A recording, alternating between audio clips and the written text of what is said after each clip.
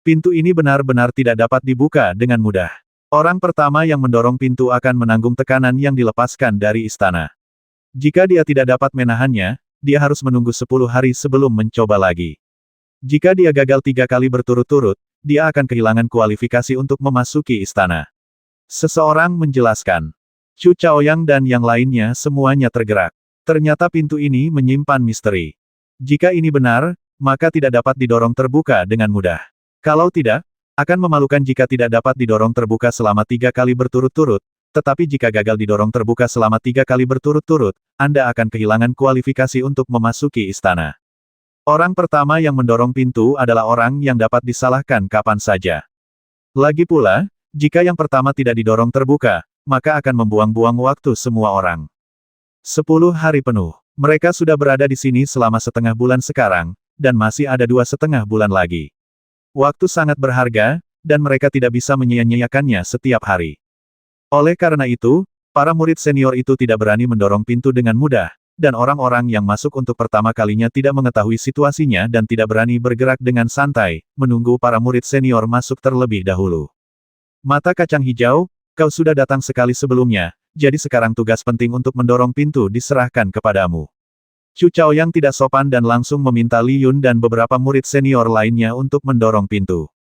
Kali ini, banyak orang setuju dengan Chu Chaoyang. Chu Chaoyang benar. Kalian pernah memasuki Gua Tianji sebelumnya. Secara logika, kalian seharusnya menjadi orang yang mendorong pintu ini. Beberapa saudara senior seharusnya mengambil alih pimpinan. Silakan dorong pintunya, saudara-saudara. Saya akan mengikuti kalian ke aula. Li Yun dan teman-temannya merasa sedikit malu. Tidak ada seorang pun di antara mereka yang mau menjadi orang pertama yang mendorong pintu, karena takut tidak dapat membukanya dan menjadi bahan tertawaan.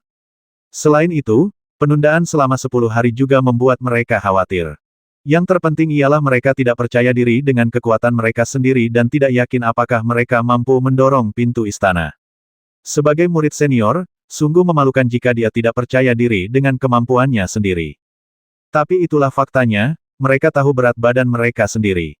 Terakhir kali mereka memasuki Gua Tianji, mereka adalah orang-orang yang mengikuti di belakang dan bersorak, dan tidak pernah tiba giliran mereka untuk mendorong pintu. Dan sekarang, hal itu tampaknya tak terelakkan. Mata hijau, kau bahkan tidak punya kepercayaan diri untuk mendorong pintu itu, bukan jika begitu, sebaiknya kau segera meninggalkan Gua Tianji dan jangan mempermalukan para murid di gunung bagian dalam.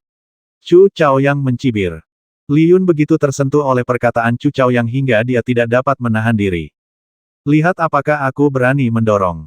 Sambil meraung, Li Yun melangkah keluar dari kerumunan dan berdiri di depan gerbang. Buka untukku. Li Yun meletakkan tangannya di pintu, menarik napas dalam-dalam, mengerahkan seluruh kekuatannya, dan mengerahkan tenaga secara tiba-tiba. Li Yun hanya mengerang, dan pintu bergerak sedikit. Ini bergerak, seperti yang diharapkan dari kakak senior Li, kamu sangat kuat. Sepertinya saudara-saudara senior masih harus memimpin. Banyak orang sudah mulai bersorak, tetapi sebelum mereka bisa menyelesaikan kata-kata mereka, Li Yun berteriak aduh dan jatuh ke belakang. Pintu istana masih tertutup dan tidak dibuka oleh Li Yun. Semua orang tiba-tiba terdiam, menatap pintu istana yang tertutup rapat dengan keheningan yang mencengangkan. Li Yun duduk di tanah, tampak sedikit tidak enak badan. Wajahnya agak pucat dan dia menatap kosong ke pintu istana.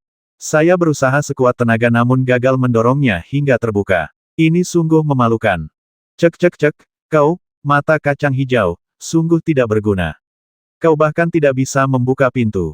Chu Chaoyang tentu saja mengambil kesempatan untuk melontarkan komentar sarkastis. Wajah Li Yun memerah, dan dia bertekad untuk keluar dari situ. Dia berdiri dan berkata, kalau kamu punya nyali, singkirkan saja. Jangan berkomentar sarkastis di sini. Mata semua orang kembali tertuju pada Chu Chaoyang. Chu Chaoyang berkata perlahan dan santai jangan bicara tentang apakah aku bisa membukanya. Bahkan jika aku ingin membukanya, terima kasih padamu, kita harus menunggu selama 10 hari. Li Yun tiba-tiba terdiam. Dia begitu malu hingga dia hanya ingin mencari lubang di tanah untuk merangkak masuk. Murid-murid senior lainnya diam-diam merasa beruntung. Untungnya, dia tidak mendorong pintu itu sendiri. Kalau tidak, bukan Li Yun yang akan malu saat ini. Tidak peduli apapun, tidak seorang pun dapat mendorong pintu sekarang dan hanya dapat menunggu dengan sabar selama 10 hari. Pada saat itu, semua orang mulai mencari tempat duduk bersila dan menghabiskan 10 hari berlatih. Chu Chaoyang tidak terkecuali. Dia memperoleh kesempatan satu demi satu, tubuhnya dipenuhi dengan energi spiritual, dan dia sudah dekat dengan alam kebangkitan spiritual tingkat keempat. Asalkan Anda berusaha lebih keras, tidak akan butuh waktu lama untuk menembus ke tingkat keempat alam pembukaan spiritual. Chu Chaoyang tidak peduli bagaimana orang lain memandangnya, dia hanya mengeluarkan batu roh dan mulai menyerap energi spiritual. Tentu saja, yang lain memperhatikan batu roh di tangan Chu Chaoyang dan tidak bisa menahan rasa terkejut. Tapi itu hanya kejutan. Semua orang adalah murid gunung bagian dalam dan memiliki kesempatan menerima batu roh setiap bulan, jadi tidak seorang pun akan kekurangan satu atau dua batu roh. Zhu Wenfeng menemukan sudut terpencil dan duduk, wajahnya berubah dari suram menjadi cerah. Dia memandang sekelilingnya dari waktu ke waktu, matanya terutama tertuju pada Chu Chaoyang. Dia ragu-ragu apakah akan mengambil tindakan saat ini. Tetapi setelah memikirkannya berulang kali, Zhu Wenfeng memutuskan untuk bermain aman. Meskipun dia mungkin berhasil jika dia mengambil tindakan sekarang, peluang kegagalannya lebih besar. Selain itu, Zhu Wenfeng juga serakah. Dia juga ingin memasuki istana untuk mendapatkan warisan di dalamnya. Jika kita bertindak sekarang, saya khawatir kita tidak akan mempunyai kesempatan memasuki istana lagi. Setelah memikirkan hal ini, Zhu Wenfeng menenangkan pikirannya, berhenti mengkhawatirkan hal-hal lain, dan mengabdikan dirinya untuk berkultivasi. Waktu berlalu sedikit demi sedikit, dan saat saya tenggelam dalam kultivasi, 10 hari berlalu dengan tenang. Pada hari ke-11, semua orang mengakhiri pelatihan mereka dan berkumpul di depan gerbang kuil lagi. Masalah yang sama masih terjadi, siapa yang akan mendorong pintu. Semua orang saling berpandangan, dan tidak ada seorang pun yang mau menjadi yang pertama menonjol, karena takut dipermalukan seperti Li Yun. Lagi pula, 10 hari telah terbuang sia-sia. Jika kita tidak bisa masuk, 10 hari lagi akan terbuang sia-sia, yang berarti setengah bulan akan hilang. Li Yun memanfaatkan kesempatan itu dan berkata dengan keras, Chu Chaoyang, bukankah kamu mengatakan akan mendorong pintu hingga terbuka 10 hari yang lalu, mengapa kamu masih berdiri diam sekarang? Chu Chaoyang tersenyum, kapan aku bilang ingin mendorong pintu? Li Yun berkata, kamu mengatakannya di depan umum 10 hari yang lalu, apakah kamu tidak mengakuinya sekarang? Semua orang memandang Chu Chaoyang. Bagaimana, Chu Chaoyang, mengapa kamu tidak mencobanya? Ya, kamu memang jenius dengan bakat luar biasa, kekuatanmu pasti bagus. Anda telah memperoleh 4 kesempatan, jadi tidak akan ada masalah untuk mendorong pintu sekarang. Harapan kami untuk memasuki kuil bergantung pada Anda. Chu Chaoyang merasa kesal. Orang-orang ini mengubah sikap mereka sesekali, dan mengubah wajah mereka lebih cepat daripada membalik halaman buku, yang membuatnya merasa muak. Akan tetapi, bahkan jika bukan karena orang-orang ini, Chu Chaoyang juga berencana untuk mencoba mendorong pintu itu sendiri. Lagi pula, Chu Chaoyang juga peduli dengan peluang di istana. Yang paling penting adalah jika dia membuang-buang waktu 10 hari lagi, Chu Chaoyang sendiri akan kehilangan kesabarannya. Minggirlah, biar aku saja. Chu Chaoyang melambaikan tangannya dan berdiri di depan gerbang istana dengan ekspresi heroik. Minggirlah, biar aku saja. Kalimat ini sangat arogan, dan semua orang yang hadir memiliki wajah berkedut. Saya sungguh ingin menghajar Chu Chaoyang. Namun, saat ini, semua orang masih harus bergantung pada Chu Chaoyang untuk mendorong pintu istana, jadi mereka hanya bisa menahan kesombongan dan sikap mendominasi Chu Chaoyang. Chu Chaoyang datang ke gerbang istana, menatap pintu, dan mengulurkan tangan untuk menyentuhnya.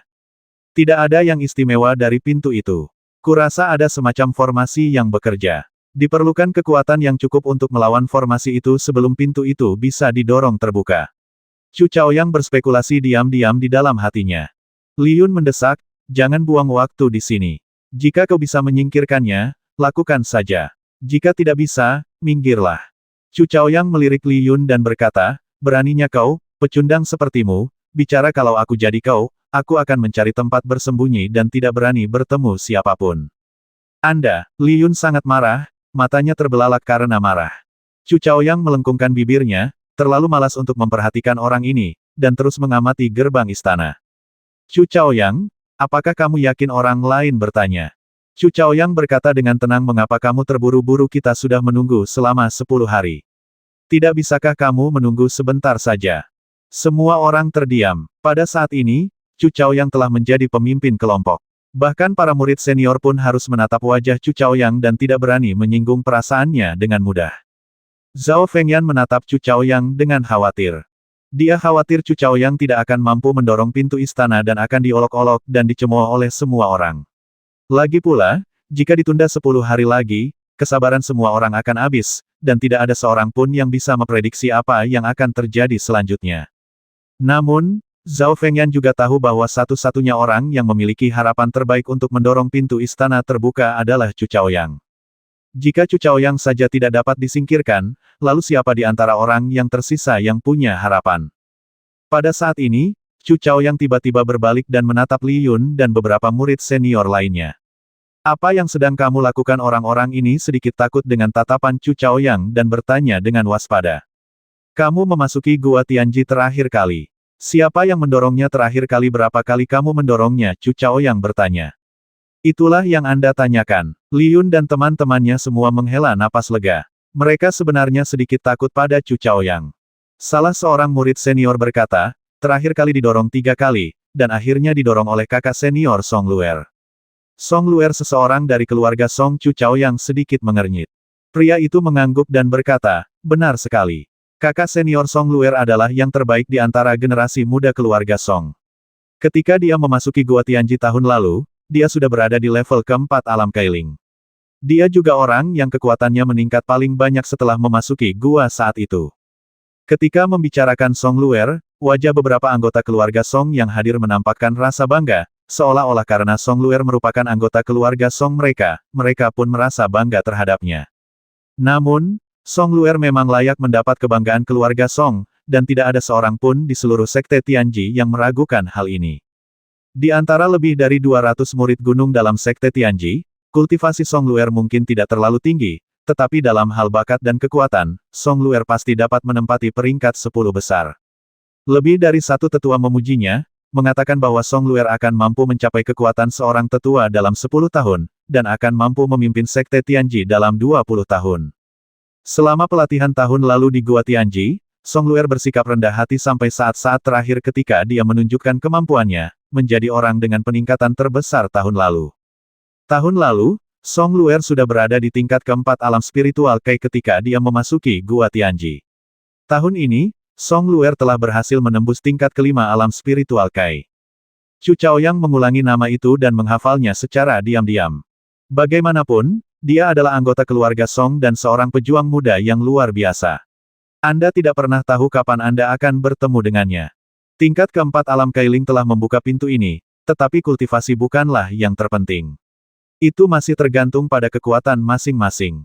Chu Chaoyang berpikir dalam hati, tanpa ragu-ragu, dia meletakkan tangannya di pintu. Melihat dia akhirnya akan memulai, semua orang tidak dapat menahan diri untuk tidak menatapnya dengan saksama. Li Yun dan beberapa murid senior lainnya merasa sangat bertentangan. Mereka ingin memasuki aula utama untuk berlatih, tetapi mereka tidak ingin Chu Chaoyang menjadi pusat perhatian lagi. Terutama Li Yun, dia pernah gagal mendorong pintu sebelumnya, dan sekarang dia juga ingin melihat Chu Chaoyang gagal mendorong pintu. Dengan cara ini, dia bisa mempermalukan Chu Chaoyang sepuasnya, dan dia akan merasa lebih seimbang. Lebih baik kau tidak mendorongnya terbuka. Paling buruk, tidak ada seorang pun yang akan memasuki istana. Li Yun berpikir gelap dalam hatinya.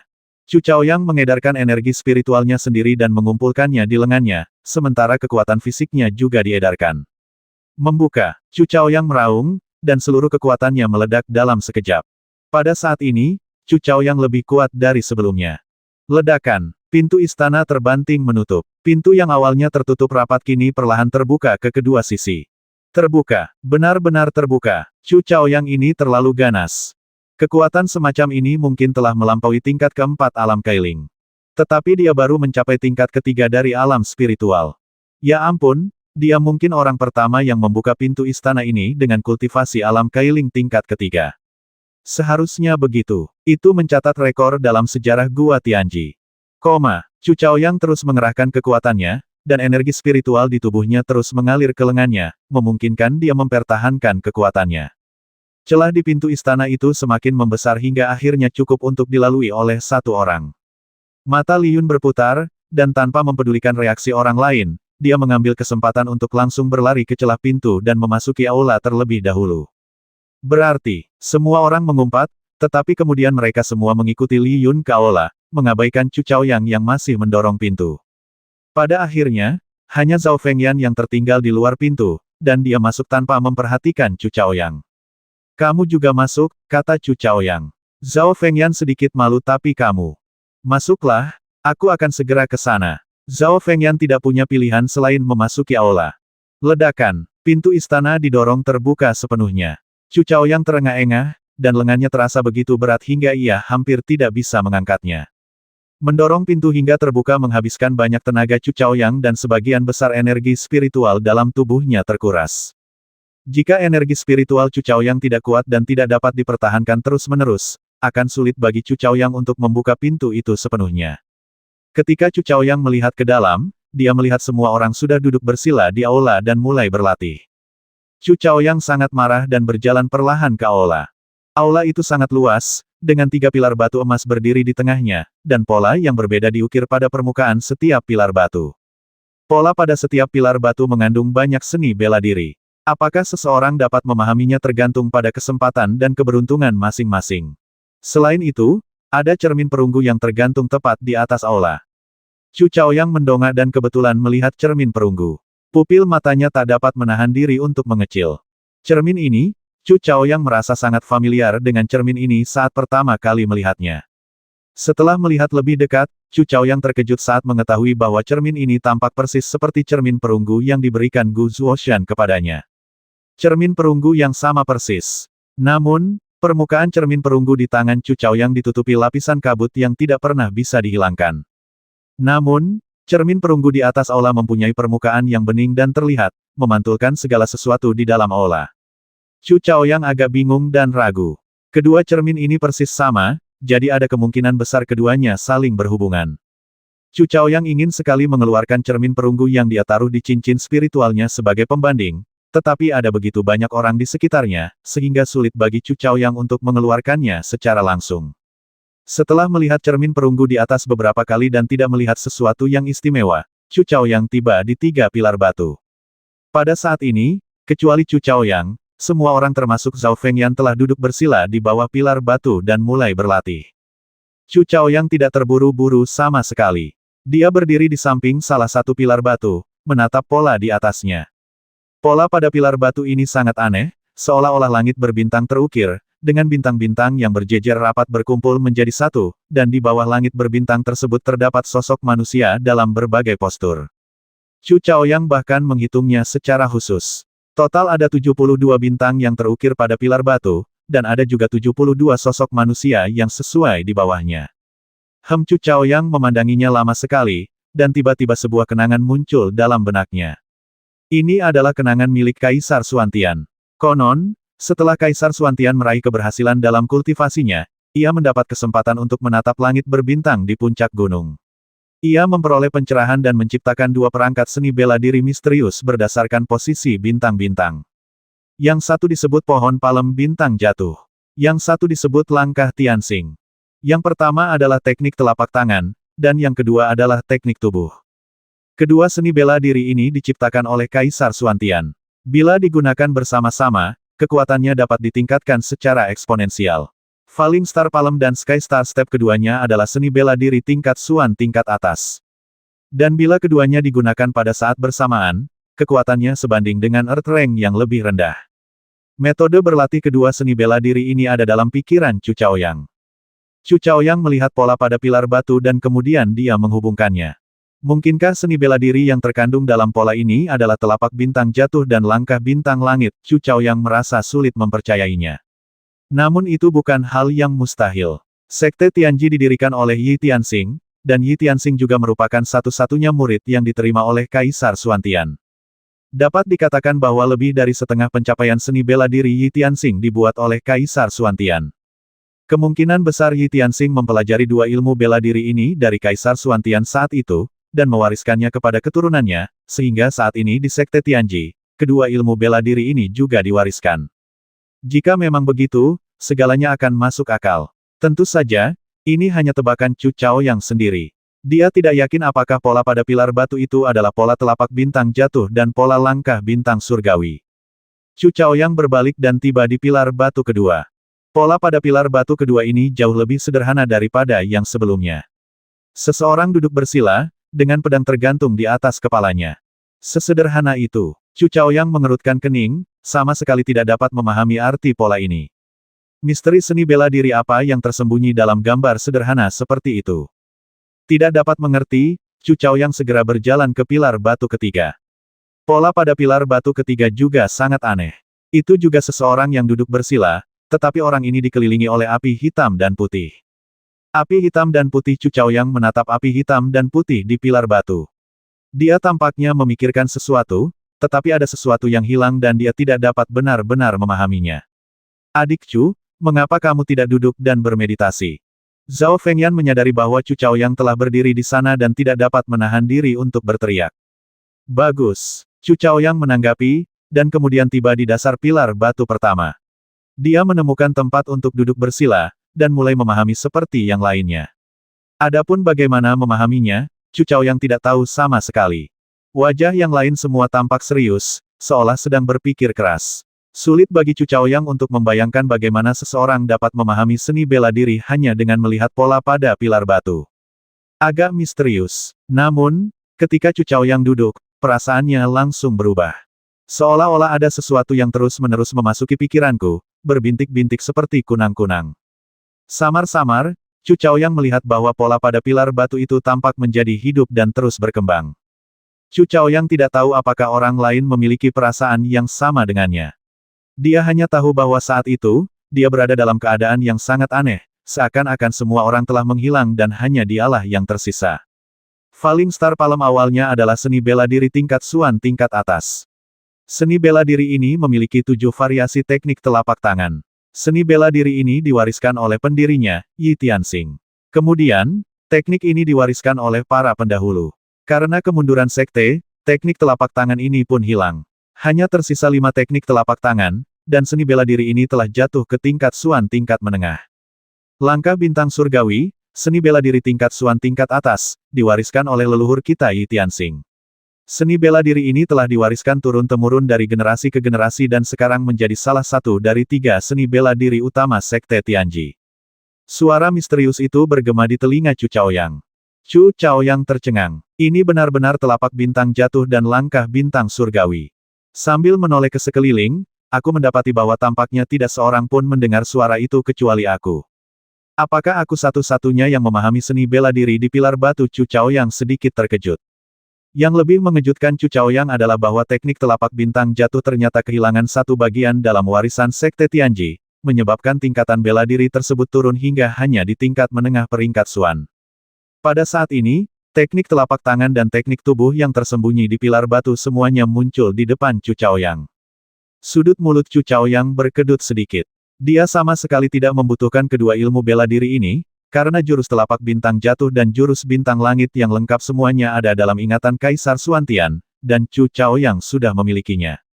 Berdengung, pilar batu pertama berubah aneh, dan cahaya keemasan tiba-tiba jatuh dan mengembun pada Chu Chaoyang saja.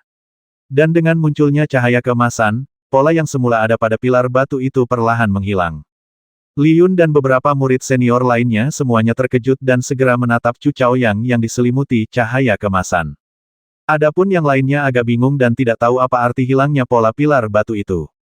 Mengapa kalian menatapku? Chu Chaoyang bertanya. Kamu benar-benar memahami seni bela diri di pilar batu ini. Salah satu dari mereka berkata dengan nada yang sangat tidak dapat dipercaya. Chu Chaoyang berpura-pura bingung mengapa saya tidak tahu. Wajah Li Yun dipenuhi dengan kecemburuan begitu seni bela diri yang tersembunyi di pilar batu dipahami oleh orang lain, cahaya keemasan akan muncul dan polanya akan menghilang. Kamu masih mengatakan kamu tidak tahu. Chu Chaoyang tercengang. Jadi ada pepatah seperti itu. Selama seseorang memahami seni bela diri di pilar batu, polanya akan hilang. Tak heran pola pada pilar batu itu menghilang. Itu karena saya memahami telapak bintang jatuh dan langkah bintang surgawi. Chu Chaoyang merasa sedikit terganggu. Sepertinya saya tidak mempunyai proses pemahaman sama sekali, dan seni bela diri di pilar batu itu muncul begitu saja. Kebetulan saja Chu Chaoyang sudah memiliki 2 jenis seni bela diri ini, dan seni bela diri mereka lebih lengkap daripada yang terkandung dalam pilar batu. Bagi Chu Chaoyang, tidak ada bedanya apakah dia memahaminya atau tidak. Tampaknya memahami seni bela diri tidaklah sesulit itu. Chu Chaoyang berkata dengan tenang. Semua yang hadir terdiam. Bukankah ini sulit? Anda rileks dan setelah duduk sebentar Anda memahami seni bela diri di pilar batu. Kami sudah memeras otak, tapi tak ada sedikit pun respon. Apakah kesenjangan antara manusia benar-benar sebesar itu? Mungkin, ini adalah seorang jenius dengan bakat luar biasa. Pola itu lenyap, dan beberapa saat kemudian, pola baru muncul dari pilar batu. Apa yang sedang terjadi? Chu Chaoyang bertanya dengan bingung. Setiap pilar batu berisi 3 seni bela diri. Setelah seni bela diri sebelumnya dipahami, seni bela diri baru akan muncul. Namun, menurut konvensi, seni bela diri pertama harus menjadi yang terbaik, yang kedua adalah yang kedua, dan yang ketiga adalah yang terburuk. Kata seorang murid yang berpengalaman. Chu Chaoyang berkata oh dan langsung kehilangan minat. Chu Chaoyang berdiri dan berjalan ke pilar batu kedua, mencari tempat yang bagus untuk duduk bersila. Semua orang menatap Chu Chaoyang dengan tatapan mata yang rumit, tidak hanya merasa iri dan cemburu, tetapi juga tidak berdaya. Aku tidak percaya, bagaimana dia bisa memahaminya secepat itu. Li Yun menggertakkan giginya dan mengikuti ke pilar batu kedua. Bukan hanya dia, lebih dari selusin orang datang ke pilar batu kedua, ingin bersaing dengan Chu Chaoyang untuk seni bela diri di pilar batu kedua. Chu Chaoyang melihat sekelilingnya, sudut mulutnya sedikit terangkat, ekspresi percaya diri terpancar di wajahnya. Namun pada kenyataannya, Chu Chaoyang tidak percaya diri sama sekali. Dia benar-benar bingung dan tidak tahu apa maksud pemahamannya itu. Menatap pola di pilar batu, Chu Chaoyang masih tidak bisa memahaminya, jadi dia hanya bisa duduk di sana berpura-pura berpikir. Tidak lama kemudian, cahaya keemasan muncul dari pilar batu lagi dan menimpa Chu Chaoyang lagi. Semua orang terdiam. Chu Chaoyang tampak bingung. Saya tidak melakukan apapun, mengapa ini terjadi pada saya? Suara-suara itu terngiang di telingaku pada saat yang sama. Teknik pedang tanpa hati adalah teknik pedang tingkat Xuan, kelas atas. Teknik ini memiliki 3 jurus secara total. Teknik ini diciptakan oleh seorang ahli pedang dari Sekte Tianji di masa lalu, dan terus ditingkatkan oleh generasi muda. Teknik ini menempati peringkat kelima di antara 13 teknik pedang Sekte Tianji. Namun, hanya Chu Chaoyang yang mendengarnya, dan Chu Chaoyang tahu warisan apa yang telah diperolehnya. Metode latihan teknik pedang Wuxin juga muncul sepenuhnya dalam pikiran Chu Chaoyang. Teknik pedang tingkat atas tingkat Xuan benar-benar bagus. Chu Chaoyang berkata diam-diam di dalam hatinya. Cahaya keemasan jatuh pada Chu Chaoyang, dan pola seorang pria dan pedang di pilar batu menghilang. Setelah semua orang terdiam, mata mereka memerah. Mereka menatap Chu Chaoyang, berharap mereka bisa memisahkan otaknya untuk melihat apa yang telah diperolehnya. Apakah ada keadilan di dunia ini? Chu Chaoyang telah memperoleh 2 dari 3 seni bela diri terbaik. Apakah ini akan membuat kita semua tetap hidup? Chu Chaoyang, metode apa yang kamu gunakan? Mengapa kamu bisa memahaminya dengan begitu cepat? Li Yun tidak tahan lagi dan menunjuk ke arah Chu Chaoyang dan menanyainya. Li Yun telah mengalami terlalu banyak rangsangan berturut-turut, dan saat ini dia hanya ingin melampiaskan kecemburuan dan amarahnya. Chu Chaoyang menatapnya dengan dingin dan berkata, aku tidak perlu menjelaskan apapun kepadamu. Jika kamu ragu, kamu dapat bertanya kepada Penatua Chen setelah kamu meninggalkan Gua Tianji. Kata-kata yang sangat dingin dan kasar itu membuat Li Yun terdiam. Chu Chaoyang, kamu sudah menguasai 2 seni bela diri terbaik. Berikan 1 yang tersisa kepadaku. Seorang anggota keluarga Song menyarankan. Begitu pernyataan ini dibuat, semua orang langsung menyetujuinya. Ya, kamu harus memberi kami sisanya. Jangan terlalu serakah, atau kamu akan dihukum. Jika Anda bersedia menyerah, kami akan berterima kasih kepada Anda. Melihat bahwa mereka tidak dapat bersaing dengan Chu Chaoyang, orang-orang ini ingin Chu Chaoyang menyerah dan menyerahkan kesempatan kepada mereka. Kata-katanya terdengar bagus, tetapi penargetan secara terang-terangan dan terselubung terlihat jelas. Zhao Fengyan tidak berani berdiri dan berbicara mewakili Chu Chaoyang saat ini. Kerumunan orang begitu gembira karena Chu Chaoyang telah sepenuhnya menjadi musuh masyarakat semua orang. Zhu Wenfeng berdiri di belakang kerumunan dengan wajah muram dan mata berkedip-kedip, seolah mencari kesempatan untuk menyerang secara diam-diam. Chu Chaoyang menatap orang-orang yang berbicara itu dengan pandangan meremehkan, ekspresi menghinanya sama sekali tidak tersamarkan. Kau benar-benar tidak tahu malu.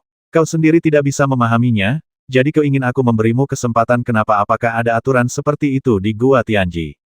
Ada yang geram? Anda kan sudah dapat banyak keuntungan, kenapa tidak bisa memberikannya kepada kami?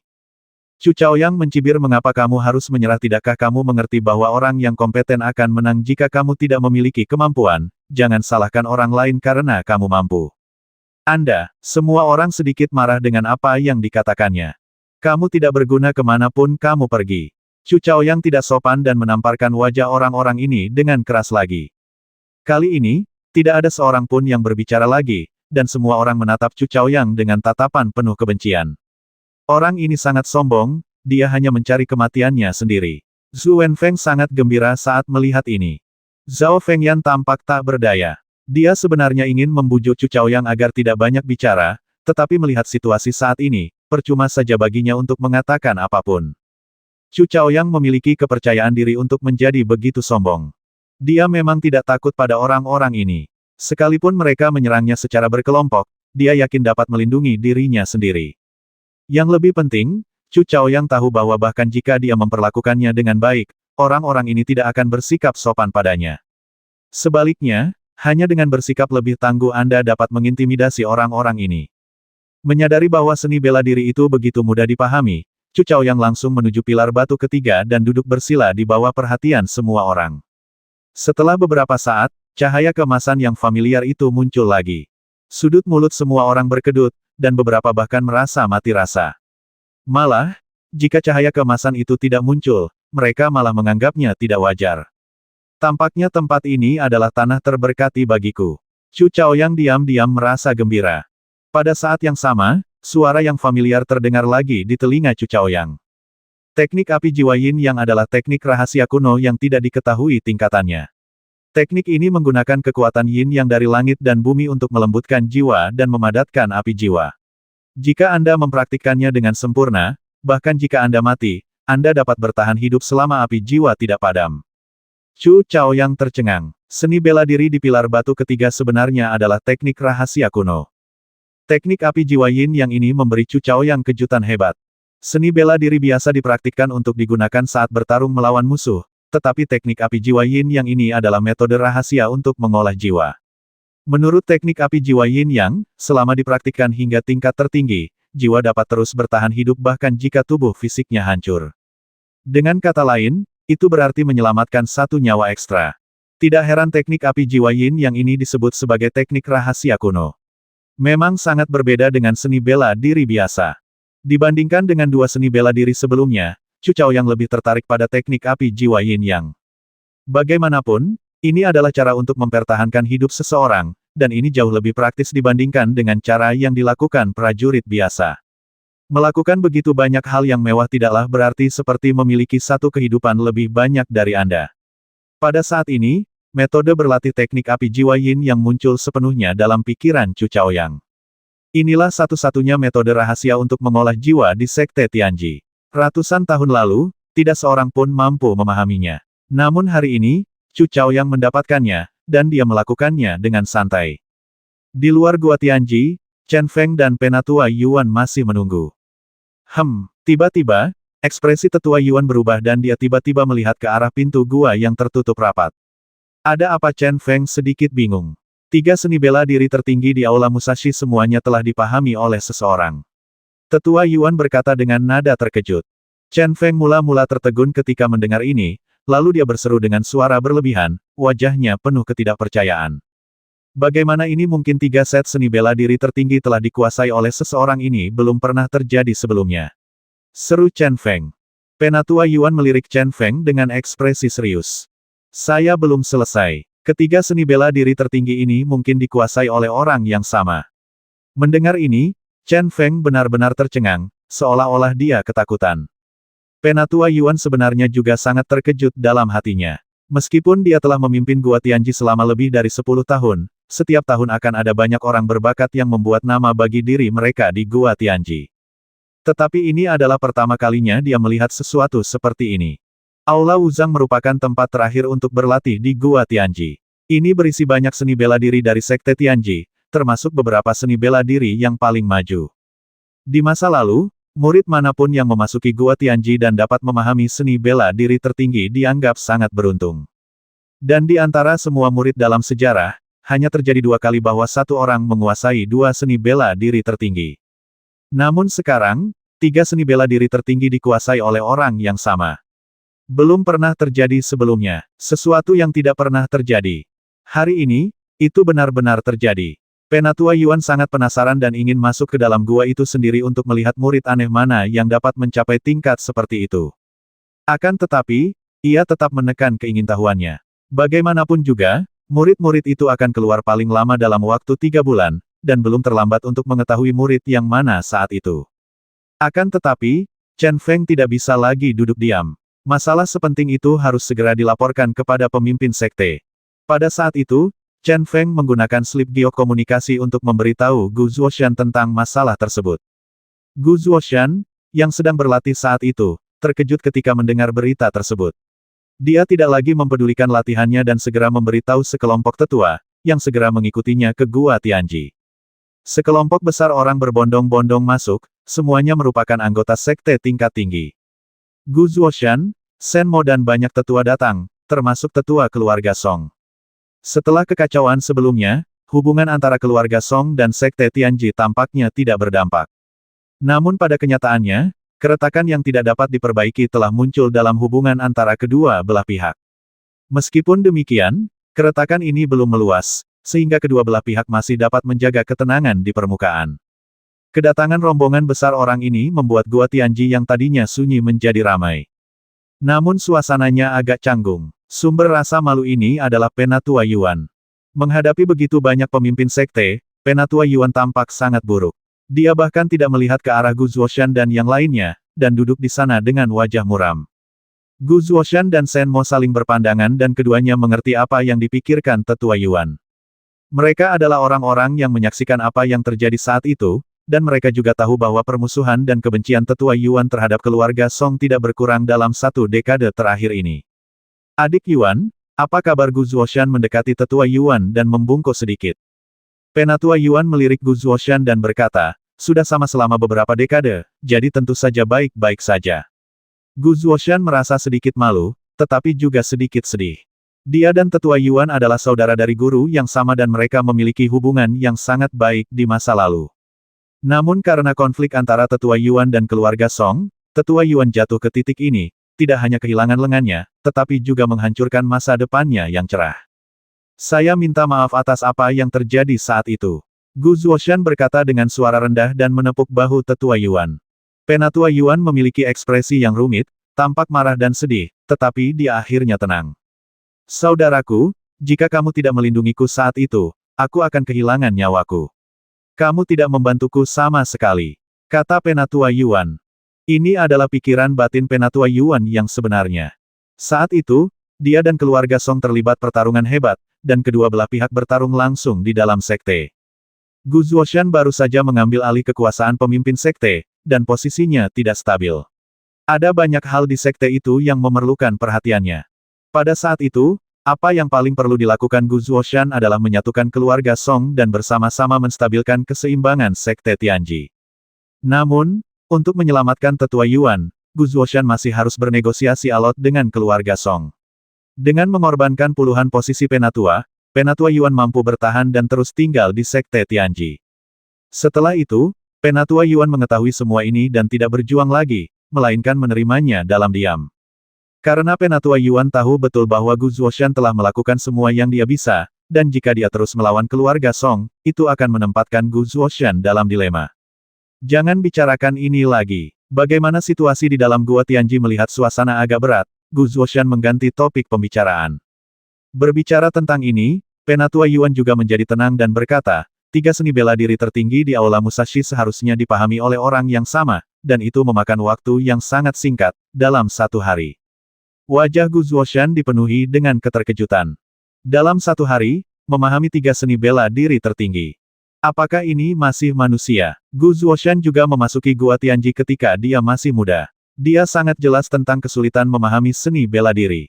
Itu adalah perasaan misterius yang memerlukan kesabaran dan kesempatan untuk memahaminya.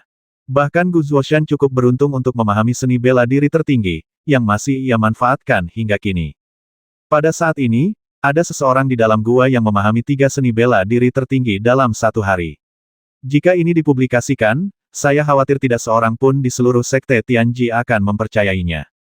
Mungkinkah anak laki-laki itu? Entah mengapa, Gu Zuoshan tanpa sadar teringat pada Chu Chaoyang. Selain Chu Chaoyang, Gu Zuoshan tidak dapat memikirkan murid lain yang memiliki pemahaman seperti itu. Bagaimanapun juga, dia adalah seorang jenius dengan bakat luar biasa, dan diterima sebagai murid oleh senior Xuanzun, jadi pemahamannya pasti luar biasa. Semakin dia memikirkannya, semakin besar kemungkinan hal itu terjadi. Gu Zuoshan hampir yakin bahwa Chu Chaoyang telah menguasai 3 seni bela diri utama dalam satu hari. Tebakan Gu Zuoshan benar, tetapi itu tidak ada hubungannya dengan pemahaman. Chu Chaoyang tidak melakukan apapun. Dia hanya duduk di sana menunggu seni bela diri menimpanya. Tidak ada konten teknis sama sekali. Gua Tianji, di dalam Musashi Hall. Chu Chaoyang telah memperoleh 3 seni bela diri tertinggi, dan pola-pola lain telah muncul pada 3 pilar batu, yang melambangkan munculnya seni bela diri lainnya. Tentu saja, jika dibandingkan dengan 3 seni bela diri pertama, seni bela diri yang terdapat dalam pilar batu jelas lebih rendah. Selain itu, tingkat kesulitan pemahamannya pun akan lebih rendah, sehingga memudahkan murid lainnya dalam memperoleh sesuatu. Ini telah menjadi praktik masa lalu Gua Tianji. Chu Chaoyang tidak tertarik pada seni bela diri yang tersisa. Lagi pula, aku telah memperoleh ilmu bela diri yang paling kuat di sini. Seni bela diri yang tersisa tidak sebaik 3 seni bela diri yang telah kumiliki, jadi tidak perlu serakah untuk mendapatkan lebih banyak lagi. Bukankah kau baru saja memintaku memberimu kesempatan, sekarang kesempatanmu telah tiba. Aku tidak menginginkan seni bela diri di atas lagi. Aku akan membiarkanmu memahaminya perlahan-lahan. Chu Chaoyang berkata kepada semua orang dengan sangat sopan. Semua orang terdiam. Kau ambil yang terbaik dari yang terbaik dan tinggalkan kami dengan barang busuk, beraninya kau mengatakan hal itu. Semua orang marah, tetapi tidak ada yang dapat mereka lakukan. Apalagi yang dapat saya lakukan. Mereka hanya bisa menerimanya dan duduk patuh di bawah pilar batu untuk terus memahami seni bela diri. Adapun Chu Chaoyang, setelah memperoleh 3 jenis seni bela diri, ia mulai melihat cermin perunggu yang tergantung di atas istana. Chu Chaoyang sangat prihatin dengan cermin perunggu ini. Lagi pula, cermin itu terlalu mirip dengan cermin perunggu yang diperolehnya sebelumnya. Mereka hampir persis sama dan tidak ada perbedaan sama sekali. Chu Chaoyang sebenarnya ingin naik dan menurunkan cermin perunggu itu untuk melihatnya, tetapi dia bukanlah seorang ahli alam Tongtian dan tidak memiliki kemampuan terbang, jadi dia hanya bisa berdiri di bawah dan menonton. Tepat saat Chu Chaoyang sedang melihat ke cermin perunggu, Zhu Wenfeng, yang duduk di sudut dan tampak memahami ilmu bela diri, diam-diam mengeluarkan sesuatu dari lengan bajunya. Napas Zhu Wenfeng menjadi cepat. Dia melirik dingin ke arah Chu Chaoyang, lalu diam-diam menghancurkan benda di tangannya. Chu Chaoyang, balas dendam saudaraku harus dibayar dengan darah hari ini. Zhu Wenfeng meraung dalam hatinya, menunggu dengan tenang obatnya bekerja. Menurut pria misterius itu, selama ia mengeluarkan asap dalam kantung racun, orang yang diracuni akan mengalami halusinasi. Kemudian dia dapat membasmi atau melumpuhkan orang tersebut sesuka hatinya, semuanya berdasarkan keinginannya sendiri. Zhu Wenfeng penuh dengan antisipasi, seolah-olah dia telah melihat adegan Chu Chaoyang disiksa dan dibasmi olehnya. Kabut beracun dalam kantung racun tidak berwarna dan tidak berbau, dan orang awam tidak dapat mendeteksi adanya kelainan sama sekali. Pada saat ini, kabut beracun sudah mulai menyebar di aula, tetapi semua orang asyik memahami seni bela diri dan tidak menyadarinya sama sekali. Bahkan Chu Chaoyang pun sama. Perhatiannya terpusat pada cermin perunggu dan dia tidak menyadari sesuatu yang aneh. Ia tidak pernah membayangkan ada orang yang begitu berani tega meracuni semua orang di tempat ini. Zhu Wenfeng telah meminum penawarnya terlebih dahulu, jadi dia tidak khawatir akan keracunan, tetapi jauh di dalam hatinya, dia masih merasa sedikit gugup. Lagi pula, dia telah melakukan sesuatu yang melanggar aturan sekte, dan begitu dia ketahuan, konsekuensinya tidak akan terbayangkan. Dia juga khawatir apakah kantung racun itu efektif dan apakah pria misterius itu menipunya. Seorang murid gunung bagian dalam tiba-tiba melompat, dengan ekspresi mabuk di wajahnya, tubuhnya bergoyang dari sisi ke sisi. Segera setelah itu, orang lain menunjukkan perilaku abnormal, mengeluarkan suara-suara seperti binatang buas dan berguling-guling di tanah. Semakin banyak orang menunjukkan tanda-tanda keracunan, berhalusinasi, dan melakukan perilaku aneh dan tidak dapat dijelaskan. Untuk sesaat, semua orang di aula itu kacau. Chu Chaoyang pun sama, berdiri di sana dengan senyum konyol di wajahnya, melompat-lompat di tempat dari waktu ke waktu, seperti orang idiot. Kecuali Zhu Wenfeng yang tidak menunjukkan kelainan, semua orang diracuni. Sangat bagus. Zhu Wenfeng telah memperhatikan gerakan-gerakan Chu Chaoyang, dan ketika dia melihat bahwa dia juga telah jatuh ke dalam ilusi, dia tidak dapat menahan perasaan gembira. Zhu Wenfeng memiliki ekspresi menyeramkan di wajahnya. Dia berjalan menuju Chu Chaoyang dan menendangnya ke tanah. Chu, kau telah memukuli adikku hingga lumpuh. Hari ini aku akan membuatmu membayarnya dengan nyawamu. Zhu Wenfeng mencengkeram leher Chu Chaoyang, tetapi tidak terburu-buru untuk membasminya. Tampaknya dia ingin menyiksanya sebelum membasminya. Hanya dengan cara inilah Zhu Wenfeng dapat melampiaskan kebenciannya. Pada saat ini, ekspresi konyol di wajah Chu Chaoyang tiba-tiba menghilang, digantikan oleh sedikit ejekan. Zhu Wenfeng terkejut dan menatap Chu Chaoyang dengan tak percaya. Anda, sebelum dia bisa menyelesaikan kata-katanya, Chu Chaoyang meninju Zhu Wenfeng yang lengah. Zhu Wenfeng menjerit, terlempar mundur, dan langsung menghantam pilar batu. Celepuk, Zhu Wenfeng terjatuh dan seteguk darah muncrat dan tumpah ke tanah. Kenapa kamu tidak diracuni? Itu tidak mungkin. Zhu Wenfeng memandang Chu Chaoyang dengan tidak percaya, wajahnya pucat. Chu Chaoyang mendengus dingin, berani sekali kau meracuniku. Faktanya, Chu Chaoyang tidak diracuni. Saat dia sedang mengamati cermin perunggu itu, tanpa dia sadari dia telah diracuni. Tetapi Chu Chaoyang memiliki darah ular piton berbisa di tubuhnya, yang membuatnya sangat sensitif terhadap racun dan dapat menetralkan racun tersebut. Dengan bantuan darah ular piton berbisa itulah Chu Chaoyang mengetahui bahwa dirinya telah diracuni dan menetralisir racunnya. Tetapi Chu Chaoyang tidak tahu bagaimana dia diracuni, jadi dia tidak mengatakan apa-apa. Baru setelah dia menyadari bahwa orang lain mulai menunjukkan reaksi yang tidak normal, dia menyimpulkan bahwa dia bukanlah satu-satunya yang diracuni. Oleh karena itu, Chu Chaoyang juga berpura-pura diracuni, hanya untuk melihat siapa yang meracuninya. Kemudian Zhu Wenfeng sendiri terungkap. Aku tidak meracuni siapapun. Mata mana yang melihatku meracunimu? Zhu Wenfeng bereaksi tidak memuaskan dan menolak mengakuinya.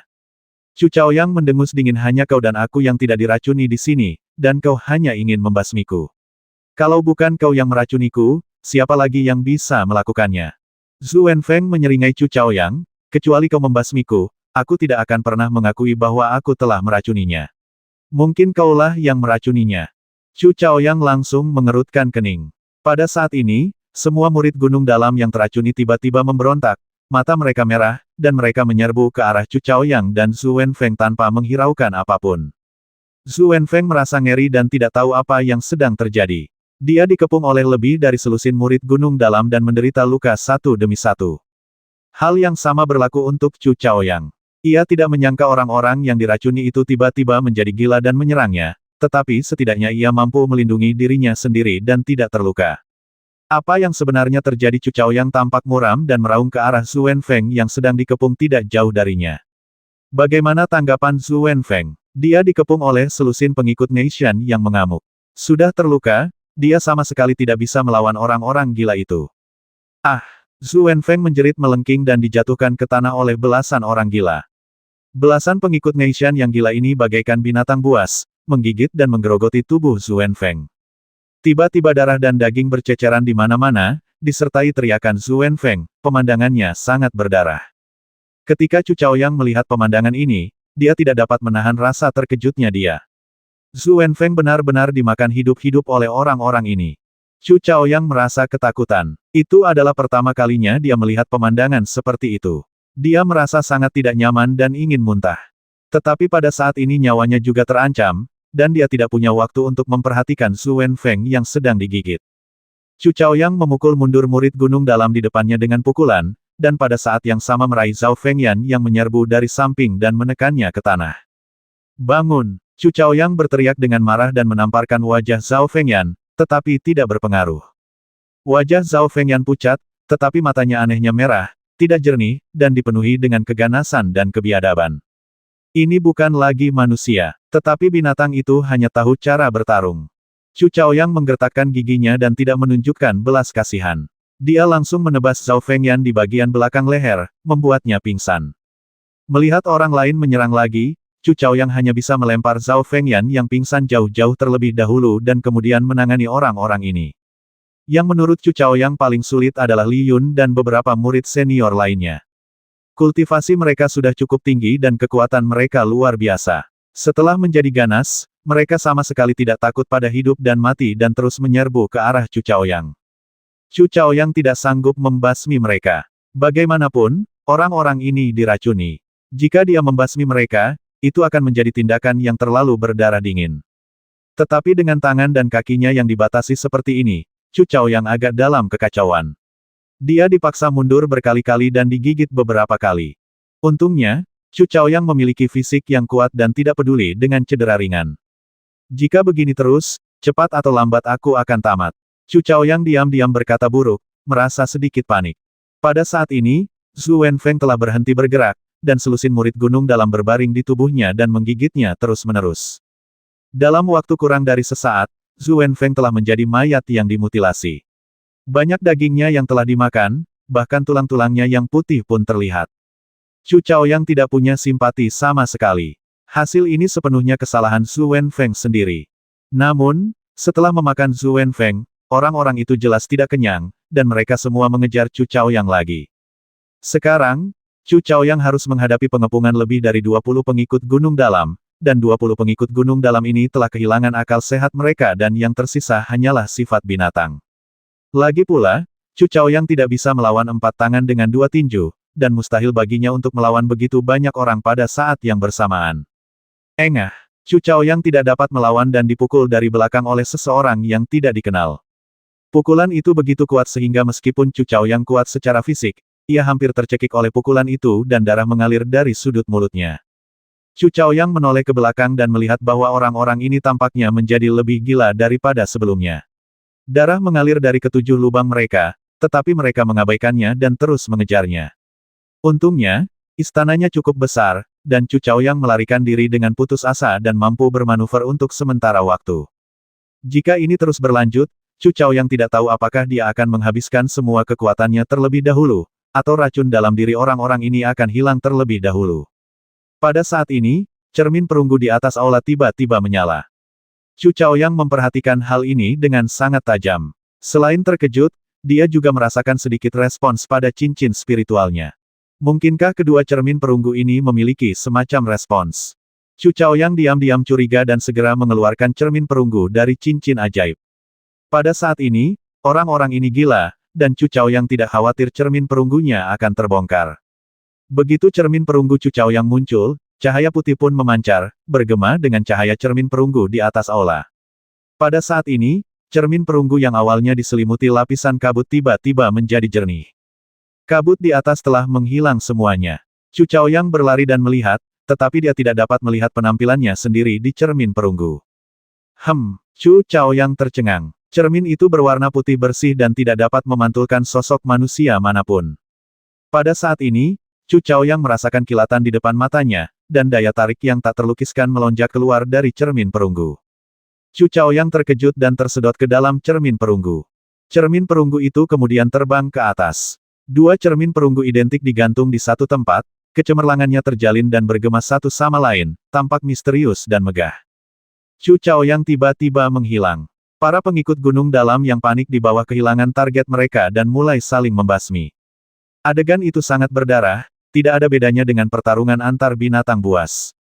Orang-orang di luar Gua Tianji tidak menyadari hal-hal ini. Mereka masih menunggu dengan penuh harap sampai Chu Chaoyang dan yang lainnya keluar dari gua. Dunia itu kabur. Chu Chaoyang berdiri di sana dengan pandangan kosong.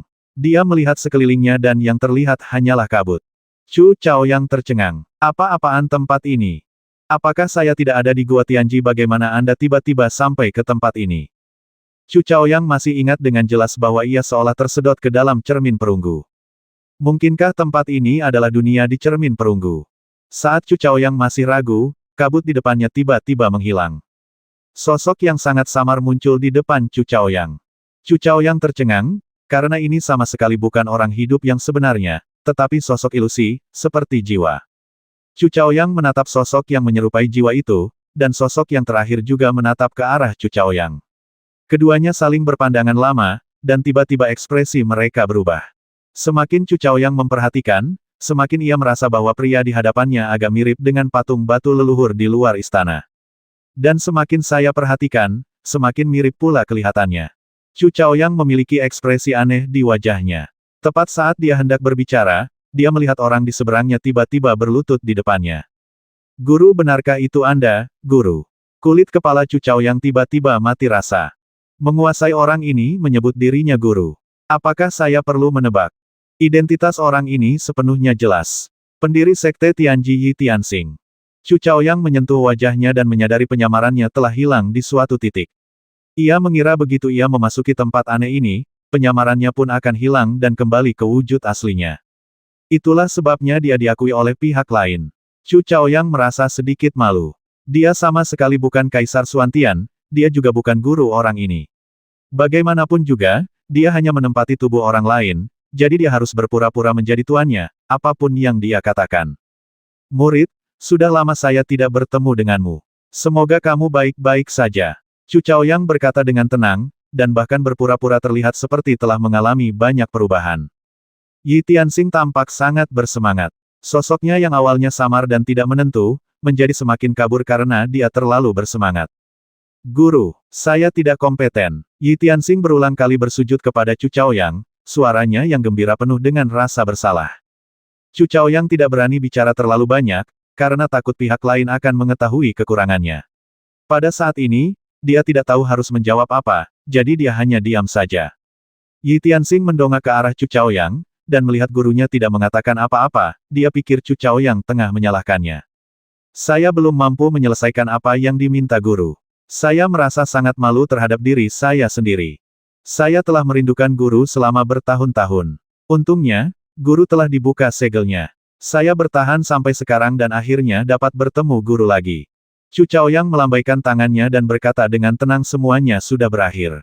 Melihat gurunya tidak menyalahkannya, Yi Tianxing merasa makin tidak nyaman. Dia benar-benar merasa bersalah terhadap Kaisar Xuantian. Di masa lalu, Kaisar Xuantian terluka parah karena memurnikan energi Kaisar Ilahi dan terpaksa menyegel dirinya sendiri. Dia meminta muridnya Yi Tianxing untuk menjaganya dengan baik dan menunggu waktu yang tepat untuk melepaskan segel untuknya. Namun, ada yang tidak beres dengan segelnya, menyebabkan vitalitas Kaisar Xuantian terus-menerus hilang, dan Yi Tianxing juga meninggal karena alasan yang tidak diketahui. Tidak seorang pun melepaskan segel untuk Kaisar Xuantian, jadi Kaisar Xuantian disegel selama 100.000 tahun. Selama 100.000 tahun ini, vitalitas Kaisar Xuantian hilang sepenuhnya, dan jiwanya juga menghilang. Jika jiwa Chu Chaoyang tidak melakukan perjalanan melintasi waktu dan mengambil alih tubuh Kaisar Xuantian, tubuh Kaisar Xuantian pasti sudah mati sepenuhnya saat ini. Dapat dikatakan bahwa semua ini adalah kesalahan Yi Tianxing. Tetapi Chu Chaoyang tidak tahu apa yang terjadi saat itu. Lagi pula, dia bukanlah Kaisar Xuantian yang sebenarnya, jadi dia tidak bisa menyalahkan Yi Tianxing.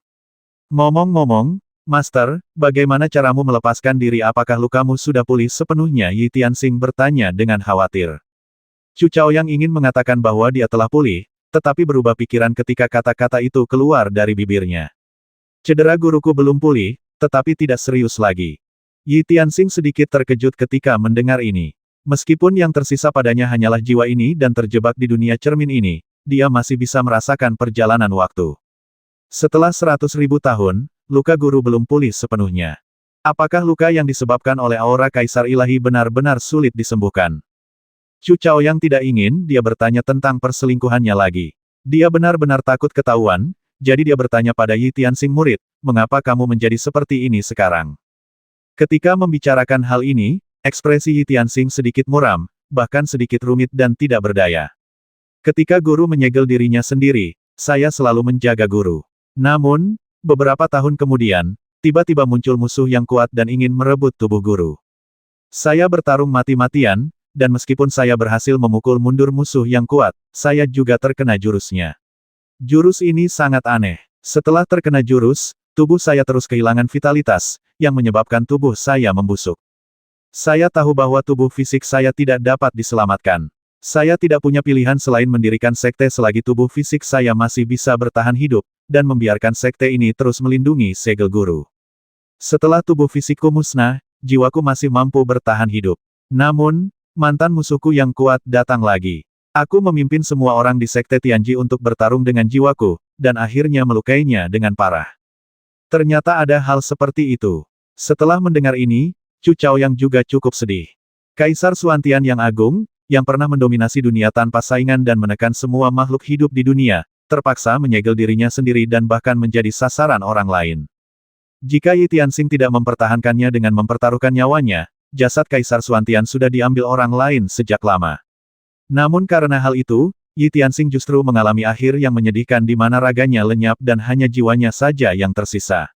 Lalu mengapa jiwamu ada di sini? Chu Chaoyang bertanya. Yi Tianxing berkata, Guru, Anda tidak tahu bahwa tempat ini adalah dunia di dalam cermin, dunia di dalam harta langka cermin surga jiwa. Ini adalah dunianya sendiri. Itu ditemukan secara tidak sengaja oleh orang-orang dari sekte Tianji saya. Setelah menjelajah, saya menemukan dunia ini. Selain itu, selama jiwa ada di sini, ia dapat bertahan selamanya dan tidak akan berangsur-angsur menghilang seiring berjalannya waktu. Chu Chaoyang mengerti. Meskipun jiwa Yi Tianxing dapat bertahan, ia tidak dapat bertahan seiring berjalannya waktu. Lagi pula, 100.000 tahun telah berlalu sejak Kaisar Xuantian menyatakan dirinya sebagai kaisar. Yi Tianxing telah kehilangan tubuh fisiknya, bagaimana jiwanya dapat bertahan sendirian selama 100.000 tahun itu tidak mungkin. Hanya dengan melarikan diri ke dunia cermin Soul Sky Mirror, jiwa dapat bertahan hidup. Baru pada saat itulah sang guru dan murid bertemu lagi dengan cara seperti ini. Sangat disayangkan bahwa banyak hal dan orang telah berubah. Sang guru dan sang murid masih memiliki tubuh fisik, tetapi jiwa mereka telah menjadi orang lain. Meskipun yang satunya masih memiliki jiwanya sendiri, tubuhnya telah hilang selama puluhan ribu tahun. Situasi ini membuat Chu Chaoyang sendiri merasa sedikit emosional. Guru, bagaimana Anda bisa sampai di sini untuk memasuki dunia cermin? Anda harus memiliki cermin surga jiwa sebagai pintu masuk dan keluar. Mungkinkah guru ada di sekte Tianji? Alasan Yi Tianxing menanyakan hal ini adalah karena ketika jiwanya memasuki cermin surga jiwa, dia juga memerintahkan murid-muridnya untuk menjaga cermin surga jiwa dengan baik. Sampai saat ini, cermin jiwa surga masih tersimpan di sekte Tianji. Saya memang ada di sekte Tianji. Chu Chaoyang mengangguk. Wajah Yi Tianxing penuh kegembiraan, dan dia merasa bahwa semua yang telah dilakukannya di masa lalu tidak sia-sia. Chu Chaoyang agak bingung. Jika cermin yang tergantung di aula adalah cermin surga jiwa, lalu apa cermin perunggu di tanganku? Dari mana datangnya cermin surga jiwa yang kau sebutkan? Chu Chaoyang bertanya secara tidak langsung. Yi Tianxing tidak berani menyembunyikannya. Setelah saya mendirikan sekte Tianji, saya mengirim beberapa murid saya untuk menjelajahi berbagai alam rahasia, berharap menemukan cara untuk menyembuhkan Ki Kaisar bagi guru, tetapi saya tidak menemukannya. Akibatnya, salah satu murid menemukan cermin surga jiwa di alam rahasia. Karena dia tidak tahu kegunaannya, dia membawanya kembali dan memberikannya kepada saya. Setelah jeda, Yi Tianxing melanjutkan setelah menjelajah, saya menemukan dunia ini di cermin, tetapi saya juga menemukan bahwa seharusnya ada lebih dari satu cermin surga jiwa, dan tampaknya ada cermin surga jiwa lainnya yang tersisa di berbagai tempat. Setelah mendengar ini, Chu Chaoyang akhirnya mengerti. Ada lebih dari satu cermin langit jiwa. Cermin jiwa surga di atas istana ditemukan oleh murid-murid Yi Tianxing dari Rerun Dewa Kuno. Cermin jiwa surga di tangan Chu Chaoyang seharusnya diperoleh oleh generasi muda sekte Tianji dari suatu tempat yang tidak diketahui. Kedua cermin jiwa langit dapat memperbolehkan seseorang memasuki dunia di dalam cermin. Bisakah jiwamu meninggalkan tempat ini? Chu Chaoyang bertanya. Mendengar ini, Yi Tianxing tersenyum pahit dan menggelengkan kepalanya. Jiwa muridku sudah tinggal di sini terlalu lama. Jika aku meninggalkan dunia cermin ini, jiwaku akan benar-benar menghilang dalam waktu 3 hari. Jiwa Yi Tianxing tidak bisa lagi meninggalkan dunia cermin ini. Jiwanya telah bertahan di dunia cermin selama 100.000 tahun. Begitu meninggalkan dunia cermin, tanpa tubuh fisik untuk membawanya, jiwanya akan cepat menghilang. Bagi Yi Tianxing, dia hanya dapat bertahan hidup dengan tetap berada di dunia cermin ini. Chu Chaoyang tampaknya sedang memikirkan sesuatu. Karena jiwa Yi Tianxing tidak dapat bertahan hidup di dunia luar, bagaimana jika ia memiliki tubuh fisik? Namun, Chu Chaoyang tidak bertanya secara rinci. Dia tidak boleh terlihat terlalu bodoh sekarang, karena akan mudah bagi Yi Tianxing untuk mengetahuinya. Tuan, bagaimana situasi sekte Tianji saat ini? Yi Tianxing bertanya. Dia telah berada di dunia cermin ini selama bertahun-tahun dan tidak tahu apapun tentang perubahan di dunia luar. Meskipun dia tahu sekte Tianji masih ada, dia tidak tahu seperti apa wujudnya. Chu Chaoyang memperlihatkan senyum tipis. Sekte Tianji saat ini mungkin jauh lebih lemah daripada saat Anda pertama kali mendirikannya. Yi Tianxing tidak kecewa dengan hasil ini. 100.000 tahun telah berlalu dan dunia telah berubah secara dramatis. Berapa banyak orang kuat di masa lalu yang masih hidup? Suatu kekuatan dahsyat yang pernah berada pada puncaknya, pihak mana yang masih melanjutkan sekarang? Sekte Tianji mampu bertahan hingga hari ini tanpa punah, meskipun sedang mengalami kemunduran, Yi Tianxing sudah sangat puas. Setidaknya warisannya belum terputus sepenuhnya. Guru, jiwa muridku yang tersisa tidak mampu melindungi sekte ini. Aku mohon padamu untuk melindungi sekte Tianji. Yi Tianxing berlutut dan bersujud pada Chu Chaoyang. Setelah Yi Tianxing bersujud, Chu Chaoyang berkata, "Jangan khawatir, gurumu sekarang ada di sekte Tianji." Hanya satu kalimat, "Saya di Tianji," sudah cukup membuat Yi Tianxing merasa tenang.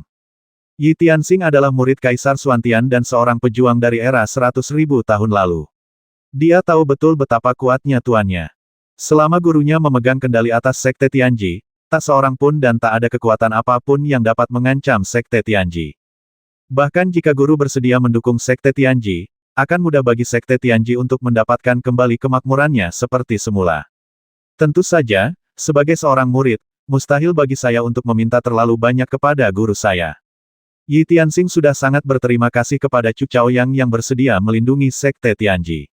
Ngomong-ngomong, kamu bilang setelah aku menyatakan diri sebagai tuan, ada musuh yang kuat datang untuk merebut tubuhku. Siapa yang melakukannya? Chu Chaoyang tiba-tiba bertanya.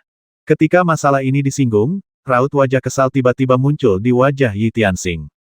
Itu Permaisuri Tianqi. Chu Chaoyang tercengang.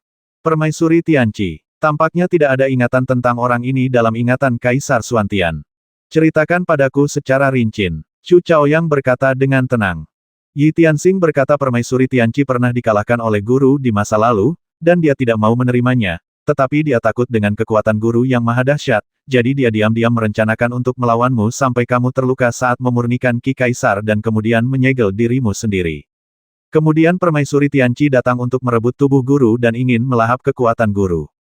Chu Chaoyang diam-diam merasa beruntung karena yang disebut Permaisuri Tianqi tidak berhasil, kalau tidak, dia tidak akan tahu jenazah siapa yang akan dia datangi.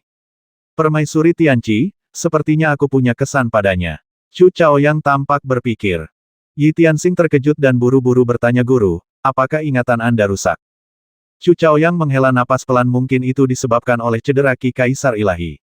Ingatanku agak hilang, dan aku tidak dapat mengingat banyak hal di masa lalu. Apa yang harus saya lakukan? Yi Tianxing sedikit cemas. Chu Chaoyang melambaikan tangannya tidak apa-apa, hanya saja ingatanku kurang. Baguslah kalau kamu bisa mengingatnya untukku. Kata-kata ini membuat mata Yi Tianxing merah, tetapi dia hanyalah manusia biasa dan tidak bisa menangis. Chu Chaoyang tersenyum dan berkata, baiklah, mari kita bicarakan tentang Permaisuri Tianqi. Aku sudah lama tidak mengingatnya. Yi Tianxing juga segera menenangkan pikirannya dan melanjutkan, Permaisuri Tianqi dan guru berasal dari generasi yang sama. Dia adalah orang suci tanah suci Tianqi saat itu. Dia memiliki akar, bakat, dan pemahaman yang luar biasa. Dia adalah ahli terbaik dari generasi muda tanah suci Tianqi. Tetapi orang ini pada dasarnya agresif dan suka menang. Untuk membuktikan kekuatannya, ia menantang tuan-tuan muda dari segala penjuru dan selalu menang. Ia dianggap sebagai pemuda terbaik di benua itu oleh banyak prajurit pada masa itu. Kemudian, guru mencapai kesuksesan besar dalam kultivasinya dan bertemu dengan saintes dari Tianqi. Wanita ini dikalahkan oleh guru, yang merupakan keajaiban besar di benua itu pada saat itu. Setelah itu, gadis suci Tianqi selalu menganggap guru sebagai musuh bebuyutannya dan datang untuk membalas dendam serta menantangnya beberapa kali. Namun, gadis ini hanya melebih-lebihkan kemampuannya sendiri dan tidak sebanding dengan guru. Dia selalu ditekan oleh guru. Sampai wanita ini menjadi penguasa tanah suci Tianqi dan menyebut dirinya Permaisuri Tianqi. Pada saat itu, guru juga kebetulan menemukan aura Kaisar Dewa. Apa yang terjadi setelahnya adalah apa yang baru saja saya katakan. Guru terluka dan menyegel dirinya sendiri. Permaisuri Tianqi mengambil kesempatan ini untuk menyerang, tetapi ditolak oleh murid-murid saya dengan mempertaruhkan nyawa mereka. Setelah Chu Chaoyang mendengar ini, dia tampak sedikit aneh. Permaisuri Tianqi ini benar-benar telah ditekan oleh Kaisar Xuantian sepanjang hidupnya. Sampai kematian Kaisar Xuantian, Permaisuri Tianqi terus memikirkan cara untuk membalas dendam. Dia sungguh menakjubkan. Tapi itu tidak mengherankan. Kaisar Xuantian mencapai tingkat seni bela diri yang tak terbayangkan saat itu. Dia bahkan bisa menaklukkan kekuatan suci seperti Ki Kaisar Dewa. Ini sudah melampaui ruang lingkup apa yang dapat dipahami oleh prajurit biasa. Meskipun Permaisuri Tianqi sangat berbakat, dia bertemu dengan Kaisar Xuantian yang bahkan lebih mengerikan dan hanya bisa menjadi orang kedua yang memegang komando untuk selamanya. Saya tidak tahu apakah Permaisuri Tianqi masih hidup. Saya harap dia sudah meninggal. Chu Chaoyang berkata diam-diam. Tanpa diduga, kata-kata Yi Tianxing selanjutnya membuat Chu Chaoyang sedikit gelisah. Tanah suci Tianqi adalah salah satu dari 9 tanah suci di benua ini. Para praktisi tanah suci Tianqi lebih ahli dalam metode rahasia untuk memperpanjang hidup. Permaisuri Tianqi memiliki kultivasi yang mendalam. Saya khawatir dia masih hidup. Luka-luka guru belum sembuh, jadi harap berhati-hati. Sudut mulut Chu Chaoyang berkedut, dan dia meratap dalam hatinya. Orang pembawa sial, seorang penyihir tua yang telah hidup selama 100.000 tahun. Chu Chaoyang benar-benar sedikit panik, seolah-olah ada batu besar yang menekan kepalanya, siap jatuh kapan saja. Tuan, apakah ada yang salah dengan segel di aula penindasan binatang? Yi Tianxing bertanya. Segel istana penindasan binatang dipasang oleh Kaisar Xuantian dengan tujuan untuk menekan 3 binatang buas kuno. Setelah itu, Kaisar Xuantian mengangkat dirinya sebagai kaisar. Setelah pertimbangan yang matang, Yi Tianxing mendirikan sekte di aula penindasan binatang untuk menjaga aula tersebut. Namun, 100.000 tahun telah berlalu, dan Yi Tianxing tidak yakin apakah segel aula penindasan binatang masih utuh. Jika segelnya sampai bermasalah, begitu ketiga binatang jahat itu muncul kembali di dunia, maka akan mendatangkan malapetaka besar bagi seluruh makhluk hidup di dunia. Segelnya agak kendor, tapi tidak masalah, kata Chu Chaoyang. Yi Tianxing sedikit terkejut mendengar segelnya dilonggarkan. Tuan, mungkinkah aura Kaisar Dewa di aula penindasan binatang telah diambil kembali olehmu? Yi Tianxing sedikit terkejut. Chu Chaoyang mengangguk. Aku sudah mengambilnya kembali, tapi aku akan memperkuat segelnya nanti, kamu tidak perlu khawatir. Yi Tianxing menarik napas lega. Menurutnya, selama tuannya yang memegang kendali, semuanya akan baik-baik saja. Pada saat ini, kabut di sekelilingnya mulai melonjak dengan cepat, dan suatu gaya tolak juga bekerja pada Chu Chaoyang. Tuan, hanya jiwa yang bisa bertahan lama di dunia cermin, sebaiknya Anda segera pergi. Melihat kabut mulai mengepul di sekelilingnya, Yi Tianxing pun berbicara. Setelah mengatakan itu, wajah Yi Tianxing penuh dengan kengganan. Yi Tianxing memang enggan pergi. Dia akhirnya bertemu gurunya, dan kegembiraan serta kegembiraan di hatinya tak terlukiskan. Reuni singkat seperti itu tentu saja membuat Yi Tianxing merasa enggan untuk pergi. Haha, ini hanya harta karun. Jika aku ingin tinggal, apa yang bisa dilakukan tempat ini padaku? Chu Chaoyang berkata dengan nada sok, tidak menganggap serius cermin jiwa surga sama sekali. Yi Tianxing tersenyum dan berkata, alam surga jiwa belaka tidak dapat melakukan apapun kepada guru, tetapi saya hanya memiliki tubuh jiwa. Jika guru tidak mau pergi, cermin surga jiwa akan pecah, dan jiwa saya akan tercerai-berai. Chu Chaoyang tertawa. Saya keluar sebagai guru. Sebelum dia selesai berbicara, sosok Chu Chaoyang telah menghilang di dunia cermin. Yi Tianxing bersujud dengan hormat. Selamat tinggal, guru. Sosok Chu Chaoyang terbang keluar dari cermin langit jiwa dan jatuh langsung ke tanah. Dan cermin langit jiwa milik Chu Chaoyang juga kembali ke tangan Chu Chaoyang. Cahaya tertahan dan kabut di permukaan cermin menghilang sepenuhnya. Chu Chaoyang memasukkannya ke dalam cincin spiritual dan melihat sekelilingnya dengan waspada. Melihat ini, Chu Chaoyang tidak dapat menahan diri untuk tidak tercengang. Tidak ada seorang pun yang berdiri di aula. Semuanya jatuh ke tanah.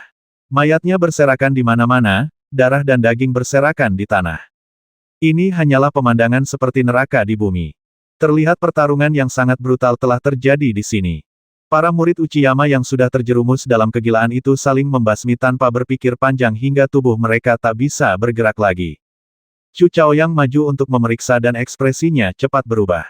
Mati, mati semuanya. Orang-orang ini sudah mati. Tanah dipenuhi darah, andalam, dan tubuh yang terkoyak. Semua orang ini mati karena saling menggigit. Orang yang paling menderita tidak diragukan lagi adalah Zhuan Feng. Dialah yang meracuni makhluk itu, tetapi dia juga orang pertama yang digigit hingga mati. Sebagian besar tubuhnya telah berubah menjadi tulang, hanya setengah kepalanya yang masih memiliki daging dan kulit. Dia tampak sangat mengerikan. Mereka semua sudah mati. Apa yang harus kita lakukan? Chu Chaoyang berdiri di antara mayat-mayat di tanah, tampak bingung. Batuk-batuk. Tepat pada saat itu, suara batuk terdengar tidak jauh dari sana. Chu Chaoyang segera melihat ke arah suara itu dan melihat seseorang perlahan merangkak di sudut aula. Itu Zhao Fengyan. Chu Chaoyang sangat gembira. Dia tidak menyangka bahwa Zhao Fengyan masih hidup. Setelah melarikan diri ke cermin surga jiwa, Chu Chaoyang memukul Zhao Fengyan hingga pingsan dan kemudian melemparkannya ke sudut aula. Awalnya, Chu Chaoyang tidak menyangka Zhao Fengyan masih hidup, tetapi dia tidak menyangka orang ini seberuntung itu dan melarikan diri. Pada saat itu, Chu Chaoyang segera datang ke sisi Zhao Fengyan, tetapi masih tetap waspada, takut kalau Zhao Fengyan masih dalam keadaan panik dan belum terbangun. Namun, kekhawatiran Chu Chaoyang tampaknya sedikit tidak perlu. Tatapan mata Zhao Fengyan sudah kembali jernih, dia tidak lagi membuat gerakan-gerakan aneh, yang keluar dari mulutnya hanyalah ratapan lemah. Bagaimana perasaanmu sekarang? Chu Chaoyang membantu Zhao Fengyan berdiri dan bertanya sambil memeriksa lukanya. Wajah Zhao Fengyan tampak kesakitan, seluruh tubuhku sakit, dan kepalaku semakin sakit. Chu Chaoyang telah memeriksa kondisi Zhao Fengyan. Dia hampir tidak mengalami luka-luka, tetapi darah dan ki-nya agak lemah, dan energi spiritualnya agak tidak teratur. Ini seharusnya efek racun yang tersisa. Tidak apa-apa, kamu tidak akan mati dan lukamu tidak serius, kata Chu Chaoyang sambil membantunya berdiri. Zhao Fengyan mengerang 2 kali dan sebelum dia bisa mengatakan apapun ketika dia berdiri, dia sangat ketakutan oleh pemandangan di depannya hingga dia hampir pingsan. Ini. Bibir Zhao Fengyan bergetar, dia tidak bisa bicara dengan jelas, dan bola matanya seakan hendak keluar dari rongganya. Dia agak ragu, apakah ini semua ilusi? Apakah mataku kabur? Chu Chaoyang berkata dengan suara berat, kalian semua diracuni. Orang-orang ini saling membasmi dan kehilangan nyawa. Wajah Zhao Fengyan dipenuhi kengerian. Semuanya mati. Chu Chaoyang meliriknya dan berkata, kecuali kamu dan aku, semua orang sudah mati. Zhao Fengyan merasa tercekik dan kepalanya berdengung. Lebih dari 20 pengikut gunung dalam tewas di sini sekaligus. Sudah bertahun-tahun lamanya sejak begitu banyak murid gunung dalam sekte Tianji meninggal sekaligus. Terlebih lagi, orang-orang ini meninggal dengan sangat menyedihkan, sehingga siapapun yang melihat mereka akan ketakutan. Apa sebenarnya yang sedang terjadi? Zhao Fengyan merasa sulit untuk menerimanya dan tidak dapat membayangkan apa yang terjadi di sini. Chu Chaoyang mengerutkan kening. Apakah kamu ingat sesuatu? Zhao Fengyan tertegun, mengusap pelipisnya, dan ada ekspresi kesakitan di wajahnya. Kepalaku masih sakit, dan aku tidak ingat banyak hal. Rasanya tiba-tiba aku menjadi sangat gila dan ingin berkelahi, lalu aku tidak ingat apapun. Chu Chaoyang berkata, aku memukulmu hingga pingsan, kalau tidak, kau akan digigit sampai mati oleh orang-orang ini. Zhao Fengyan menggigil saat mendengar ini dan merasa sangat takut. Saya benar-benar hampir mati. Bagaimana denganmu? Bagaimana kau bisa selamat? Zhao Fengyan tiba-tiba bertanya pada Chu Chaoyang. Chu Chaoyang tidak mengatakan apa-apa dan menunjuk ke cermin perunggu di atas aula. Zhao Fengyan mendongak dengan ekspresi bingung di wajahnya, tidak tahu apa yang dimaksud Chu Chaoyang dengan menunjuk ke cermin perunggu. Saya memasuki cermin perunggu dan mendapatkan hadiah terakhir, jadi saya melarikan diri. Chu Chaoyang menjelaskan. Mendengar ini, Zhao Fengyan benar-benar tercengang. Apakah Chu Chaoyang benar-benar mendapat hadiah terakhir? Apa yang disebut hadiah utama sebenarnya tersembunyi di cermin perunggu di atas? Chu Chaoyang berkata, saat ini kami harus memikirkan cara menjelaskan apa yang terjadi di sini setelah kami keluar, jika tidak, kami akan mendapat masalah besar. Zhao Fengyan segera terbangun oleh kata-kata Chu Chaoyang, dan perhatiannya teralih kembali dari hadiah terakhir. Apa yang harus kita lakukan? Zhao Fengyan saat ini kebingungan dan tidak tahu harus berbuat apa. Lagi pula, dia masih muda. Bagaimana dia bisa mengalami kejadian seperti itu? Sangat sulit untuk tidak takut hingga kehilangan kendali. Hati Chu Chaoyang juga kacau, dan dia tidak tahu harus berbuat apa. Tetapi ada satu hal yang sangat diyakini Chu Chaoyang, yaitu, peracunan kali ini kemungkinan besar bukan hanya perbuatan Zhu Wenfeng semata. Karena dari situasi sebelumnya, Zhu Wenfeng tampaknya tidak tahu bahwa racun ini akan seaneh itu, yang menyebabkan dirinya terlibat dan mati secara tragis. Kemungkinan besar Zhu Wenfeng diperintahkan oleh seseorang untuk meracuni di sini. Tetapi apapun yang terjadi, Chu Chaoyang dan Zhao Fengyan, 2 orang yang tersisa, pasti akan mendapat perhatian besar. Itu sudah terjadi. Tidak ada yang bisa kita lakukan. Kita hanya bisa membiarkan para tetua menyelidiki masalah ini, kata Chu Chaoyang. Ayo kita pergi dan laporkan apa yang terjadi di sini segera. 110.